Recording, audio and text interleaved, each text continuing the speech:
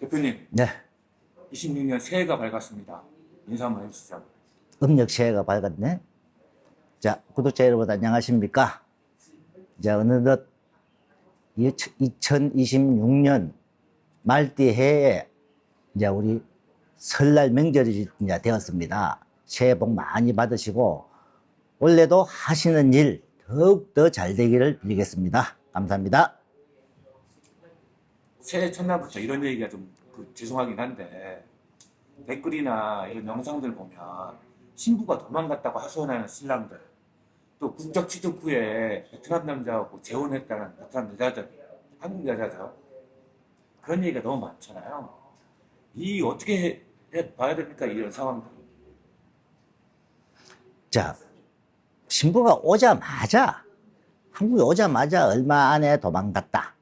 뭐 한 달 안에. 그는 처음부터 신부가 문제가 있는 신부 맞습니다. 솔직히 말해서. 계획적으로 그렇게 하는 신부도 있고, 그 다음에 진행을 하면서 신랑하고 신부가 신랑에 대한 믿음이 이미 없어져 버렸어요. 일단 한국 가자. 이렇게 돼갖고 오는 경우 많아요. 그걸 눈치를 못 채나요, 신랑이? 그러면서 알면서도 입국을 시킨 신랑들이 있다, 이 말이에요. 아니, 저한테 상담할 때도, 아니, 그럼 그때 왜 파혼하시죠? 하니까, 파혼 할락했는데, 할락했는 대로 끝났다, 이 말이에요. 응? 자기 인생인데 그래서 이제 그걸 아니다 싶으면 여기서 무조건 스톱을 해야 되는데, 안 하고 이제 와서 한국 오자마자 문제가 터지는 경우, 그게 처음부터 마음을 먹고 보다 중간에 신부가 마음을 먹은 거예요. 근데 처음부터 마음을 먹는 신부들은요, 요즘은 좀 적은 편이고, 옛날에 아예 위장결혼 하려고 막 생각하는 신부들이 있었죠. 근데 최근에는 그런 신부들은 거의 처음 아예 결혼, 이제 시작할 때부터 나는 한국가 도망가야지 하는 사람들은 거의 없습니다. 근데 이제 진행하면서 신랑하고 사이가 틀어지다 보니까 신부가 신랑에 대한 믿음이 깨지다 보니까 에이, 내 한국 가서 일단 안 살아야지. 이런 데는 경우가 있다, 이 말이에요. 그러면 그거는 대부분이 한 달 이내. 그러면 이게 신랑의 문제일 수도 있고 신부의 문제일 수도 있어요. 두 사람이 자꾸 트러블이 생겨갖고 하든 누구의 문제라 그렇고 서로가 믿음이 깨졌는데 신랑은 내가 다시 잘해볼게요 이렇게 됐는데 신부는 그 마음속에 꽁하게 있었던 거예요. 그게 이제 된 거고 대부분 그 다음에 1년, 2년, 몇 년, 3년, 4년 살다가 이혼하는 경우는요. 살면서 두 사람이서 한국 사람이 부부가 살면서 이혼하는 거나 다를 게 하나도 없다 이 말이에요. 두 사람에서 어떤 문제가 생겨요. 그러면 지금 현재요. 한 가지 아셔야 될 건 있어요. 지금 현재는 베트남 결혼해서 이혼하는 프로테이지가 한국 사람들 이혼하는 프로테이지보다 낮아요. 한 10% 이상이 낮습니다. 응? 그게 맞는데 댓글 달거나 이런 사람들은 엉뚱한 뭐 자료 가지고 와가지고 더 많다고 막 주장하잖아요. 옛날 자료는 왜 많았던 이유가 뭐냐면 그때는 여자들이 이제 돈 주고 남자들이 돈 받고 결혼해하고 옛날 위장결혼 이런 것들이 많이 성행할 때 그것 때문에 이혼율이 확 높았단 말이에요. 그 다음에 옛날에 그냥 무작정 막 시킬 때 지금 현 시대하고는 달라요. 응? 자, 한국 와서 살다가 애 놓고 사는데 뭐 살다 보면은 심지어 남자가 이혼하자 하는 경우도 있어요.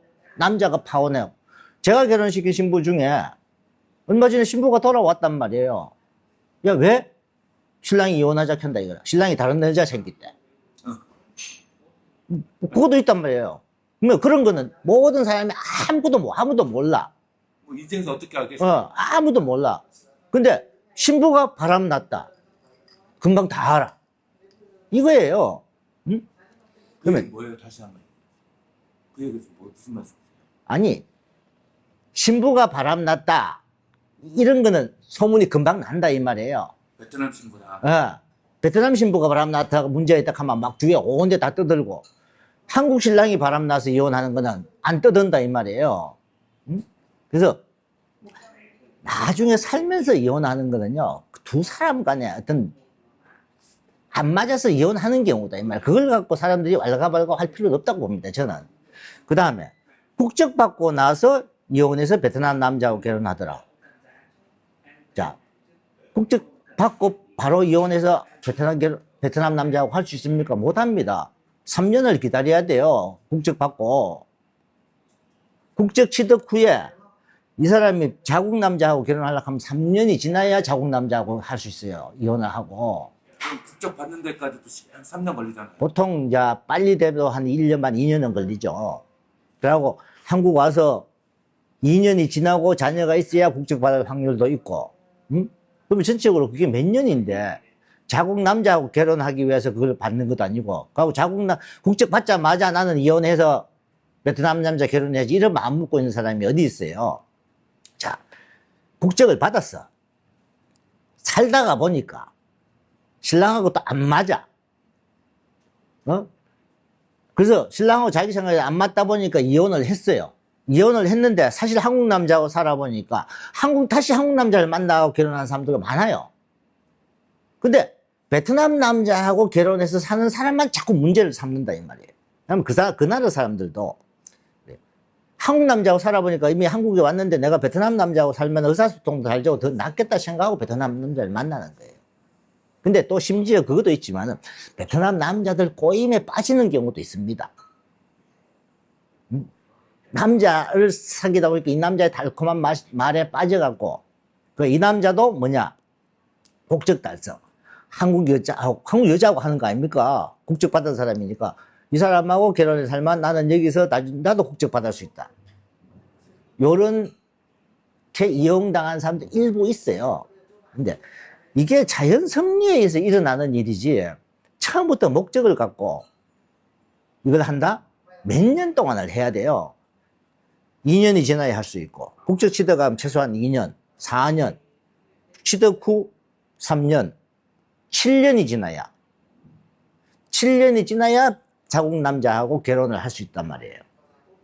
그 사이에 아도 있어야 되고, 그러면 그걸 계획적으로 한다. 가끔 저한테 국적 받기 위해서 계획적으로 또 국적 받고 다른 남자하고 결혼하려고 계획적으로 하는 이런 말을 가끔 저한테 하요. 나도 들었어요. 아니, 그건 절대. 살다 보니까 이혼하게 됐고, 이혼하다 보니까 한국 남자보다 또 베트남 남자를 사귀게 됐고, 여기요, 베트남 여성들이 이혼을 하잖아요. 해역하다 보면 베트남 남자들하고 어울리는 경우도 많아요. 자, 한국 사람이 외국에 나가 살 때, 가면 한국 사람들하고 가장 많이 친하게 지내잖아요. 그래서 남편하고 여기서 이혼했다. 그럼 거기서 자기 나라 사람 또 만나서 결혼할 수 있죠. 한국 남자 만나서 결혼하지. 그럼 다시 그것을 미국 남자 만나서 결혼해요? 그래서 이 결혼은 살다가 안 맞으니까 이혼한다고 이렇게 생각해야 돼요. 처음에 오자마자 문제가 터진 건 당한 거예요. 맞아요. 그거는 분명히 당한 겁니다. 당한 건데 1년 몇 년 살다가 심지어 자녀 놓고 살다가 이혼을 했는데 도망갔다. 쏘갔다. 당했다. 그러면 신부 입장에서도 신랑한테 당한 거죠. 두 사람에서 안 맞아서 하는 걸 그걸 누구 잘못이냐 딱 둘이 앉혀놓고 한번 따져보면 재판에서 따져보면요 판가름인데 그게 따져집니까? 그러니까 우리가 그런 걸 접할 때 그런 뉴스를 접할 때는 한국 사람 입장에서 판단하니까 그렇죠. 유리하게 생각하는 거잖아요. 베트남 사람들 쪽에서는 뭐라 하냐 한국에 가서 이상한 남자 만나서 그렇다 이렇게 또 여기도 소문이 돌잖아요. 옛날에 심지어 베트남 여성 두들패하고 죽은 경우도 있고 칼로 찔러 죽인 경우도 있잖아요. 사건사고가 많았죠. 그렇죠. 그런 경우는 그럼 베트남 여자들 입장에서는 한국 가면 잘못하면 죽을 수도 있다 이런 생각까지. 근데 그걸 지금 그것 때문에 한국 결혼 안 하려고 하는 사람은 없다 이 말이에요. 근데 여기서는 도리어 좋은 남편 만나고 잘 사는 행복을 위해서 산다. 지금 뭐 거의 대부분 결혼하려고 하는 그런 신부들을 찾아야 되고 그런 신부를 만나야 돼요. 만났는데도 둘이 나중에 못 산다. 그는 두 사람이 안 맞는 거예요. 이혼의 경우는 인생사가 그런 거니까 뭐 그렇다 치고 일단 입국에서 도망가는 경우는 신랑이 알아챌 수 있음에도 불구하고 결정을 못하는 거예요. 맞습니다. 오자마자 도망갔다. 제가 그런 경우를 많이 상담을 해보면요. 충분히 진행할 때 느끼세요. 심지어요, 가장 심한 경우는 진행하면서 부부관계 한 번도 안 했다 한 사람이 있어요. 왜? 이 핑계 저 핑계 대고 뭐 생리한다 뭐 한다 핑계 대고. 근데 그걸 몰랐다 신랑이. 근데 이해가 안 되죠. 자, 처음에 가면 갈수록 사이가 안 좋든가 신부가 자꾸 자기를 피하든가 뭔가 있어요. 그러고 두 사람이 트러블이 생겼든가 자꾸 생겼든가 이런 게 있으니까 나중에 신부는 일단 한국 가서 보자 이렇게 되는 거예요. 처음부터는 나가 한국 가서 도망가기 위해서 저 신랑을 선택해야지. 그런 경우는 드물죠. 근데 예를 들어서 이런 경우 있습니다. 나이가 50대 말인데 20살하고 결혼한다. 그럼 그 신부는 처음부터 일단 가서 안 되면 도망가지 이 생각을 먹을 수는 있어요. 근데 보통적인 결혼에서는 신부가 처음부터 그렇게 먹는 경우는 덜하다 이 말이에요. 근데 신부도 해보니까 했는데 신랑이 자기하고 안 맞는 사람이고 자기한테 자꾸 어떤 성격적이든 뭐든 이렇게 문제가 있으니까 마음을 그렇게 먹는 거예요. 그래서 한국 와서 바로 도망갔다. 그거는 진행하는 과정에 충분히 알 수 있다. 그걸 꼭 판단하십시오.